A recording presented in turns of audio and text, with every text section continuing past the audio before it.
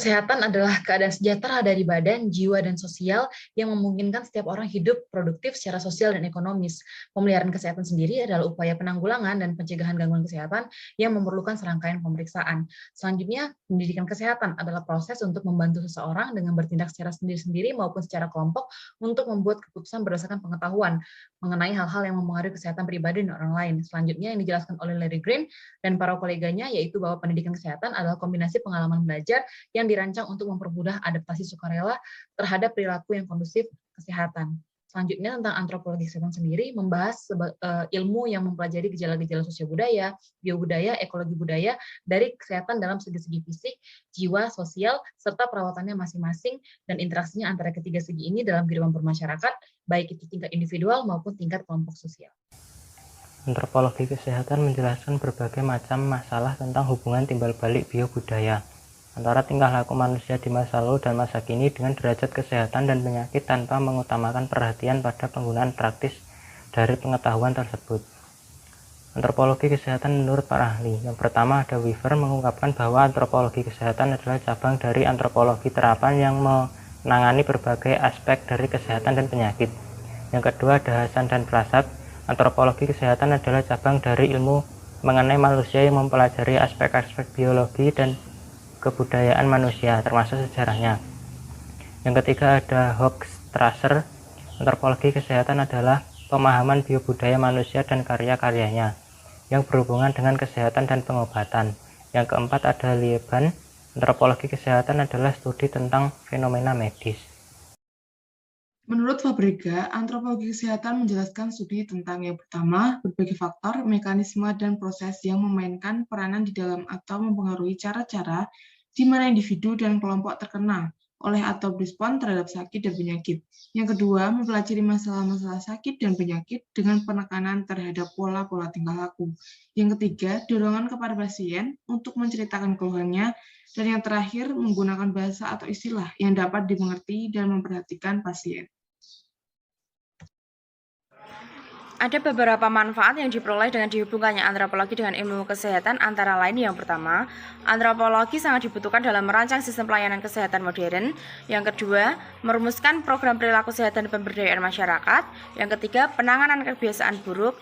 Keempat, dapat memberikan masukan ilmu pengetahuan dan teknologi untuk menunjang pembangunan kesehatan. Yang kelima, suatu cara untuk memandang masyarakat secara keseluruhan dan individualnya. Keenam, model yang secara operasional berguna untuk menguraikan proses sosial budaya di bidang kesehatan. Ketujuh, sumbangan terhadap metode penelitian dan hasil penelitian. Sehingga dapat disimpulkan bahwa antropologi bagi dunia kesehatan adalah sebagai sarana untuk berkomunikasi dan berinteraksi. Interaksi bisa dilakukan antara petugas kesehatan dengan pasien, petugas kesehatan dengan keluarga pasien, atau antar petugas dengan sesama profesi kesehatan. Antropologi kesehatan merupakan bagian dari antropologi sosial dan kebudayaan yang mempelajari bagaimana masyarakat menjalani keseharian, berinteraksi satu dengan yang lainnya, menyelesaikan masalah-masalah yang berkaitan dengan kesehatan. Adapun contoh masalah kesehatan yang mempengaruhi hidup manusia seluruh dunia dalam segi apapun, yaitu pandemi COVID-19. Pandemi ini sendiri mengubah cara berperilaku, cara berkomunikasi, bahkan sampai mempengaruhi budaya. Oke, lanjut lagi. Antropologi kesehatan tidak dapat lepas dari yang namanya budaya. Dengan memiliki pemahaman tentang budaya, penyelesaian kasus kesehatan di masyarakat dapat diselesaikan karena banyak dipengaruhi oleh budaya setempat.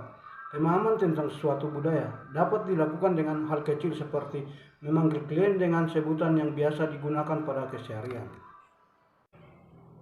Menurut Foster dan Anderson, aspek kajian antropologi kesehatan dibagi menjadi dua, yaitu yang pertama kutub biologis, perhatiannya pada pertumbuhan dan perkembangan fisik manusia, peranan penyakit dalam evolusi manusia, adaptasi biologis terhadap pertumbuhan lingkungan alam, dan pola penyakit di kalangan manusia purba.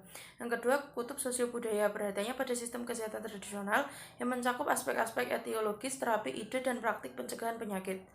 Ada 4 hal utama yang dapat disumbangkan oleh antropologi terhadap ilmu kesehatan, yaitu yang pertama, perspektif antropologi. Terdapat 2 konsep dalam perspektif antropologi bagi ilmu kesehatan, yaitu yang pertama pendekatan holistik. Pendekatan ini memahami gejala berbagai suatu sistem. Yang kedua, relativisme budaya, yaitu suatu aktivitas budaya yang oleh pendukungnya dinilai baik dan pantas dilakukan, namun tidak untuk masyarakat lainnya. Bagian B, perubahan, proses, dan persepsi atau perubahan terencana. Suatu proses perubahan terencana akan berhasil apabila perubahan tersebut berdasarkan pada suatu budaya. Bertolak dari itu, perencanaan program perubahan kesehatan dalam upaya mengubah perilaku kesehatan tidak hanya memfokuskan diri pada hal yang tampak, tetapi seharusnya pada aspek psikobudaya. Bagian C, metodologi penelitian. Ahli antropologi menawarkan suatu metode penelitian yang longgar tetapi efektif untuk menggali serangkaian masalah teoretik dan praktis yang dihadapi dalam berbagai program kesehatan. Bagian D, premis. Premis atau asumsi atau dalil yang mendasari atau dijadikan pedoman individu dan juga kelompok dalam memilih alternatif tindakan. Premis-premis tersebut memainkan peranan dalam menentukan tindakan individu dan kelompok. Beberapa premis dari sebagian besar antropologi kurang lebih sama. Yang pertama, penyakit dalam beberapa bentuk merupakan fakta umum dari kehidupan manusia. Yang kedua, seluruh kelompok manusia telah mengembangkan metode dan aturan sesuai dengan sumber daya dan strukturnya untuk mengatasi atau merespon penyakit.